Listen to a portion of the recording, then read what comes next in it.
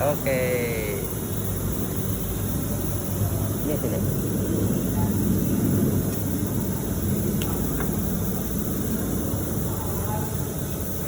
Ini bautnya panjang, jangan lupa diberi tripod juga.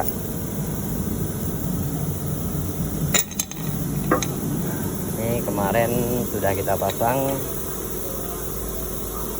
exhaust manifoldnya. Ini kekencangan 3 kilo, kemudian 5 kilo per sentimeter persegi.